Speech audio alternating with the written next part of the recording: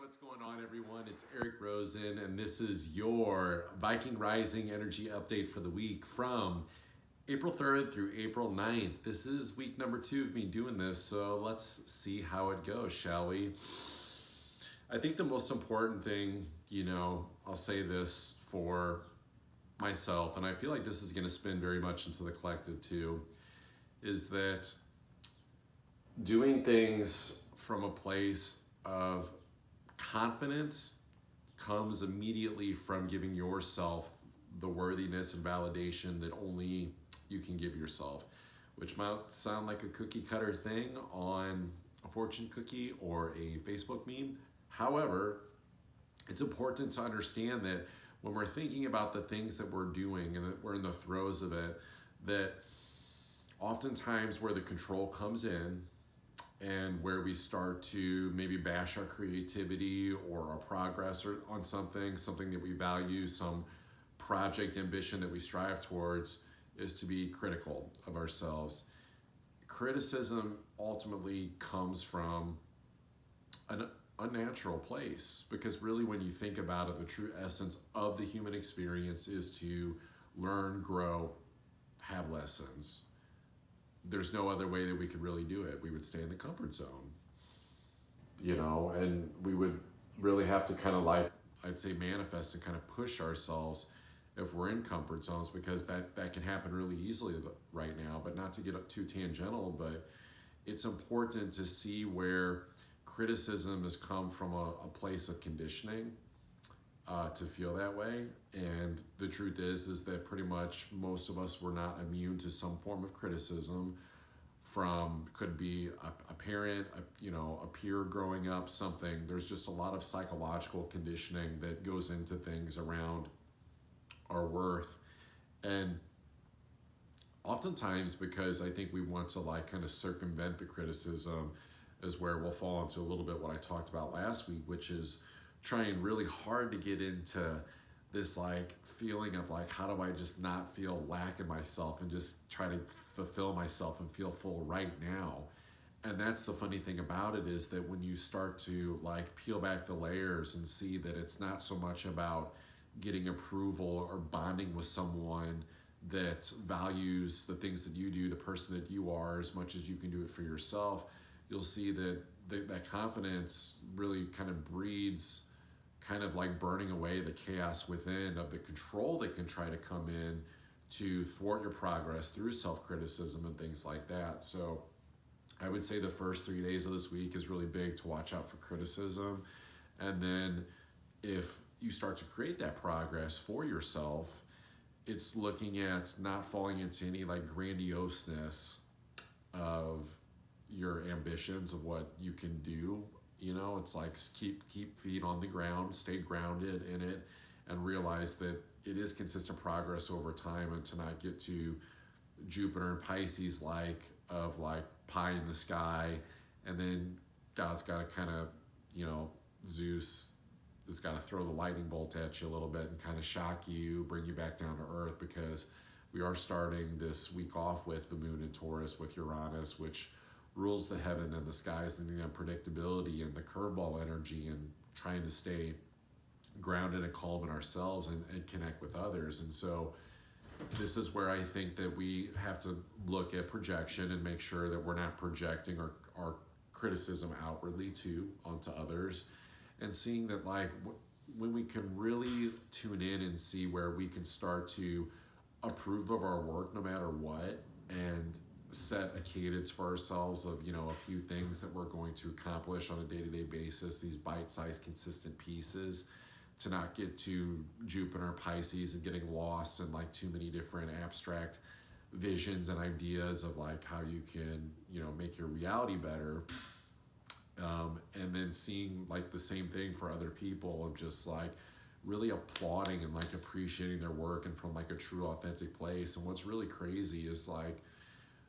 we talk about magnetizing things to ourselves. And so if we can drop the judgment of our own work and drop the judgment of others, and actually give that validation and approval from an authentic, loving space of just worthiness and feeling that unspoken vibration, it's going to be a thing where things attract so fast to where you realize that in a way it's like you look and see, oh, I didn't even see it moving towards me. It's just all of a sudden it's there. It's like you didn't even see like the motion of it coming. That's because it was always there. It was honestly just in a blind spot, and part of that blind spot is the understanding that only the divine can truly see us in the highest essence of our self-worth, and it's like hard to process that. And I think that's why it's important for us to be you know cleansing and doing what we can for our pineal glands that are our third eyes, our visions, perceptions of ourselves and our reality, to cleanse that, so that we can at least humble ourselves to strive to see ourselves in the light that God does. But God sees that it was there all along. All the things that we're trying to magnetize to ourselves that our heart wants as an inherent, we're almost like getting lost in like too much of the future and weird levels of time that are quite harmful actually for the psyche and for the body, thinking that when we're in a space of we get the inspiration, we get the passion, we get the vision of what we want for our life, and then it's like, okay, now I got to go out and execute it. And then it feels like that back to the doldrum feeling, a little bit of South Node Scorpio of like, fuck, it's not here yet. It's like, no, it's actually just a collective psychological disorder that we have, thinking that it's like not in our field, that it's not already there. And it's like seeing that it's already been there the whole time. I had another thread I was gonna like pull on that, but I kind of got lost. I got a little excited there because I'm like, fuck, I'm like, this is fantastic. But that's part of like, I think me missing that thread is like no mistake too, because that's part of like where sometimes maybe we try to control the connections of things or timing or the flow or whatever. And instead we just really need to manifest this flow-like state, because everything that I'm saying today is like the abstract philosophy that you can take in and plant subconsciously just by being open to it. In terms of the actual action steps of how this shows up to your life on the practical level, it's like, number one, don't worry about trying to understand it from the psychological aspect, because that's almost like trying to get into the stream as opposed to like surfing the stream of the flow, just like trust and allowing your emotions and intuitive nature to carry you towards these things, and seeing where things can even like change on a dime too, to be honest with you, and to like not fall back into that kind of victimization a little bit of like, I need to get it now. It fucks us up, because it's the illusion that something has to come in to bond to us, a relationship, food, money, a better body. I mean, this is Sun in Aries with Chiron, so it's like I'm seeing a lot of people kind of diving into the gym a little bit, and it's kind of scary to watch, because it's like with Chiron there, it's like there's like a, can you accept your identity as it is, that it looks weird and looks strange, and not get stressed out about it. It always reminds me of like the cartoon character in The Mirage in the Desert, like diving into the oasis of the pool of like, oh, this gym or this body routine or this diet or whatever, and then it turns to concrete, and then you smash into concrete or you smash into sand. Either way, it can be kind of painful, because the truth is that we've got to protect our bodies right now. This is really key. This is honestly key for this week, and honestly for the rest of this month.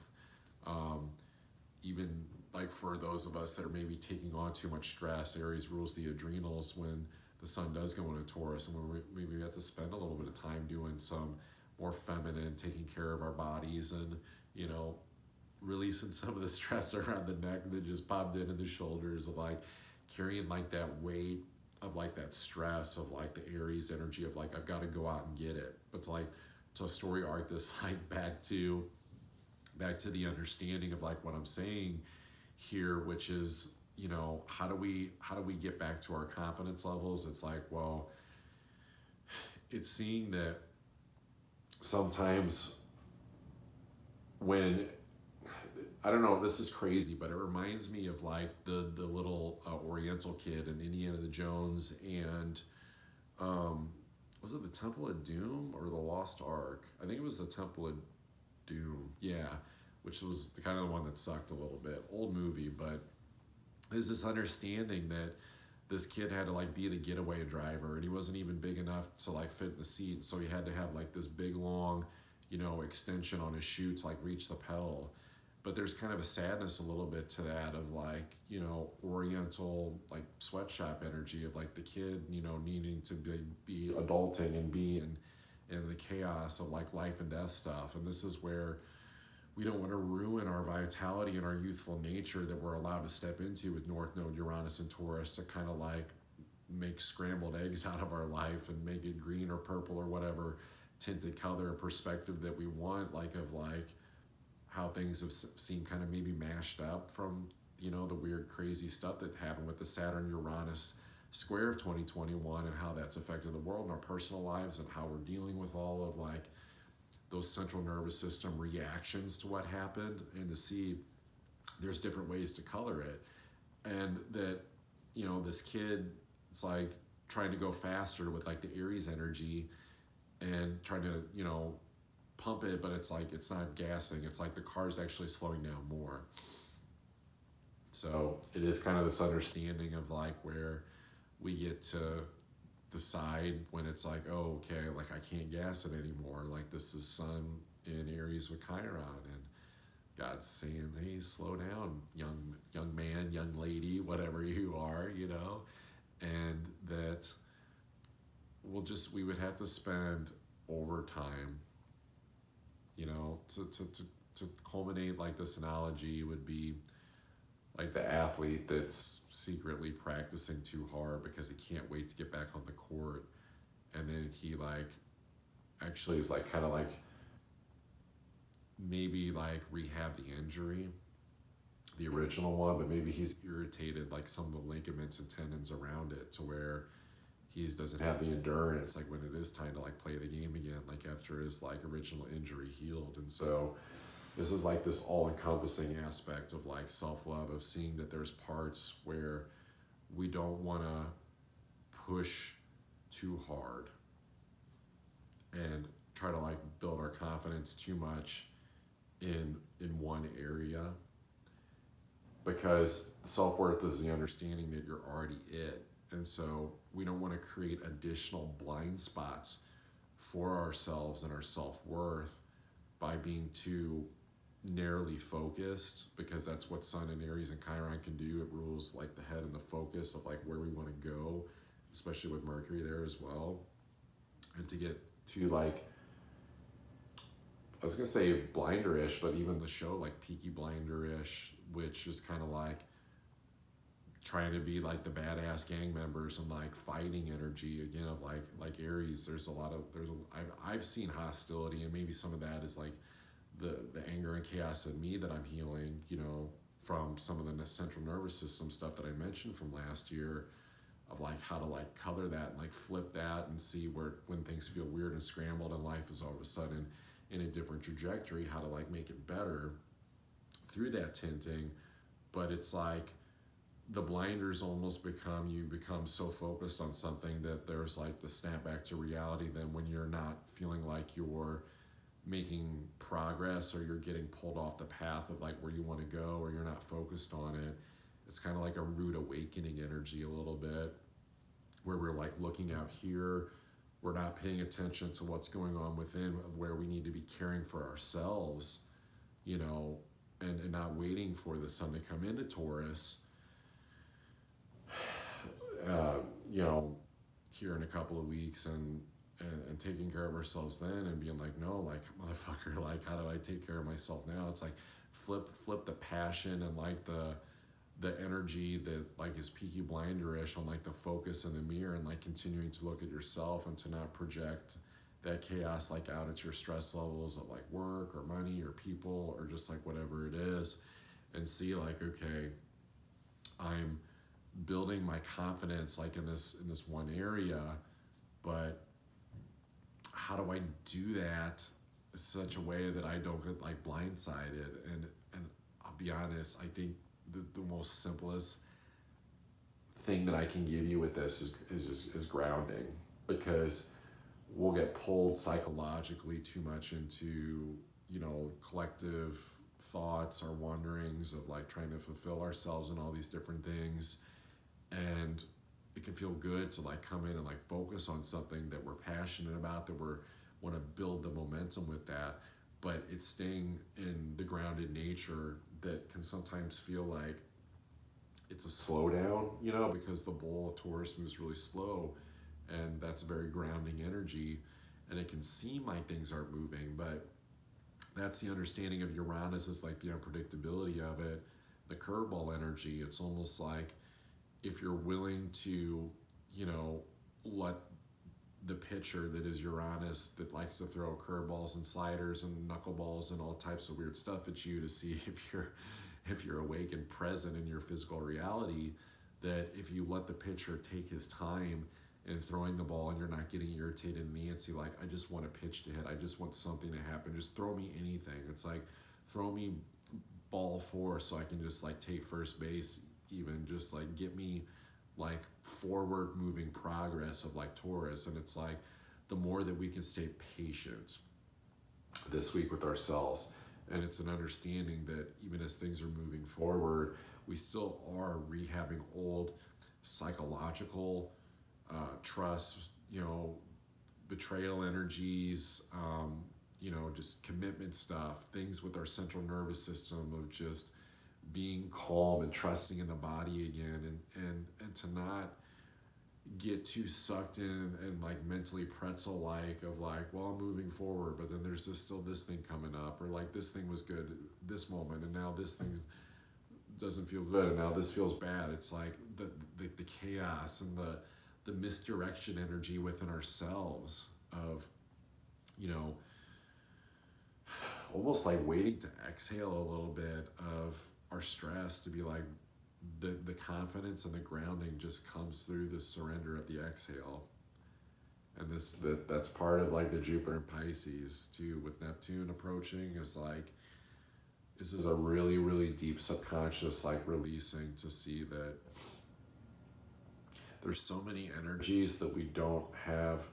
control of. And it's the healing that's going on, that even when we did have a little bit more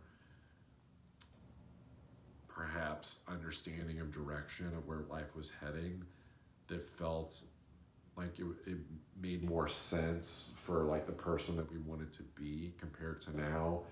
to maybe like the reshuffling of like the reality of like where we're headed and how things have changed within us, or like what we value now. That it's healing that, but it's also seeing that maybe after all, like, it wasn't a misuse of our imagination. Maybe it wasn't a misuse of like trust or issues, or how we chose to like, live our lives last year, or any of these things that are the things that like we're still kind of talking about. Like, take it on the world front, for example, like COVID, the shot, like that's, the thing we're all still kind of like dealing with, even though it's like not fully the thing that's being talked about. But it's like, what if the gold and silver lining is like that had to happen for people to like, to experience the divide, to see how the mirroring is occurring for people. But I would say even more so of like, Uranus does bring up a lot of tribe energy in Taurus, and so it can go in a lot of different directions. It does rule the random unpredictability and the chaos. And what seems at first like just, two splittings of the collective, all of a sudden is like turned into people being in different little tribes and little cliques and stuff like that.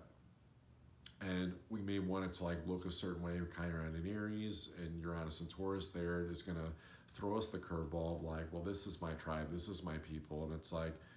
what if Saturn in Aquarius is like, the tribe is just the one that's going to keep you in integrity of the lesson of your highest spiritual values, that's going to heal your wounded ego identity, that creates a sense of separation, of trying to control how the tribe looks, of how the connections look and the people that you're around. And to see that like, this is really just one of those times where we cannot fall into trying to psychologically bond or attach to anything, because there's just too much beautiful, mystical, wild, wild west energy of like, where does God want us to lead? And I think the only real true stability that we have within ourselves, I always say, is our inherent talents that we can't put on a resume. But it's even like psychologically detaching from those, of from a sense of pride, and seeing that like it's all about progress now within ourselves, that it's not even about like the resume. It's kind of like where you got the job, the resume's gone, like now it's just about the progress, like where are you at? And it's especially about the demeanor, like do you show up in a sense of like you're valuing it for what you're putting your efforts into with this Taurus energy, or is it just kind of like a, again, psychological wandering of like, I'm just trying to like fill my cup, but it's like realizing that there's nothing out here that can do that, that it's staying steadfast in the integrity and connection of the central nervous system, the calmness, the body, all these different things that creates that aliveness, that acceptance, that sees that you're the one and only, you're the one and only with God, like, but oneness through others, like we are like the one and only, like there is no sense of like disconnection. And so we're going around simultaneously learning this lesson of this connection by getting put into partnership, relationship, tribe situations that may look weird and may not be what we would have like chose from an ego standpoint, to see like the different fragments and like mirror images of people, like mirroring things back to you, hidden parts of yourself. And so it's soul retrieval energy. It's soul retrieval energy of how do we kind of like lead ourselves like back to the true essence of ourselves, because the more people that embark on this journey and do that and surrender even just like their last remaining ashes of the dopamine hit of the psychological, I want to be fulfilled and I'm willing to go to war or stress or do whatever to do it, or placate, some old sense of story of, blue collar unworthiness energy, the different subconscious dilemmas that we create for ourselves,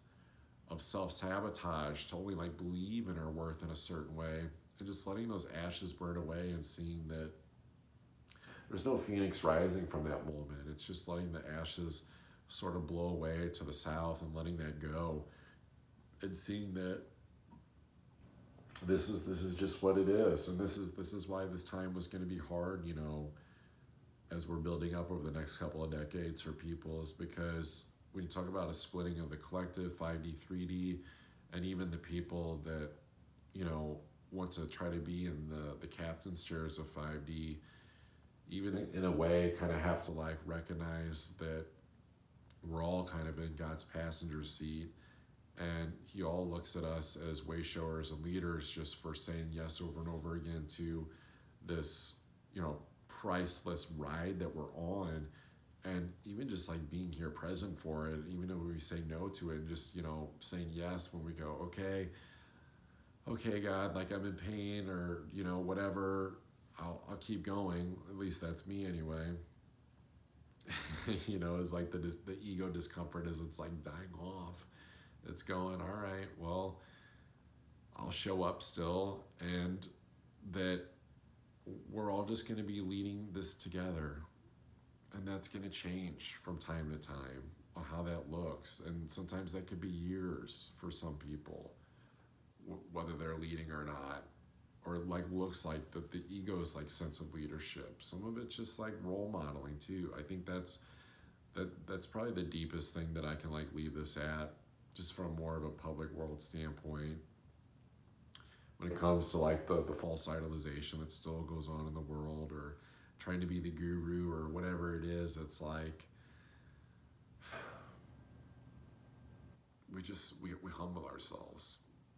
or God will do it for us. And I think sometimes that'll take time on how that shows up depending on the trajectory that we're on. It's like if we're helping people, if we're not hurting people. But eventually, God wants you to be whole and happy too. And that's what all these, lessons with people and all that are about. The people that we're connecting with, the projects, all of it. And we can't have it all figured out of knowing where we're going, because that is the unpredictability of the road. You know, it's going to be a wild, another 19 years just in terms of how we're evolving as a species technologically, all this. But I think the number one thing is like, if we can deal with the fear stress response of like these changes and seeing that like the earth is handling the changes, it's just our stressful reactive response to it, that we need to kind of like realize that if we're getting upset about it still, then it's probably coming from a place of like changing the perspective, needing to color the eggs, needing to make it green eggs, purple eggs, whatever. Because there's just I can't stress this enough. There's nothing to stress about, but this is God's show. Get ready for it. Jupiter Neptune meeting. There's going to be God's show, which only like we can connect with from a spiritual, abstract, philosophical place of like the real story of love and compassion, and letting the dreams come to us as opposed to trying to force them or create them. And to not fall for the opposite too of like the media shit show of it's going to be bad or it's going to be this or whatever it is. It's like the greatest gift that we can give ourselves, the greatest healing, the greatest thing that we can do subconsciously for ourselves, for our fears, is to see that it really was just the lack of surrender and the control and the fear of ascension and going into the own true identity of ourselves that's infallible in the eyes of God, that we can't even comprehend, that's going to be the gift. The gift won't come from the TV or even being on the TV. Because we live in a media-fueled world where we're either watching someone or wanting to be the famous person that's watched, a lot of us. And if you've gotten over that, kudos to you, because that's more the true essence of living a spiritual life. I love you all. I know this was a big one. Very, very grounded energy. But we start the week off with some excitement with the moon and Taurus and feeling good with Uranus there, but then also seeing how quickly that can change and to not get caught up in the neuroses of this Jupiter Neptune transit, and then when that moon hits Gemini as well, and then Cancer, it's like we can't get too roped up into our own mental chaos of how our current environments and our mindsets are, or our emotions, or feeling like we're not planted in like the best place in our lives for any collective subconscious storms that blow through.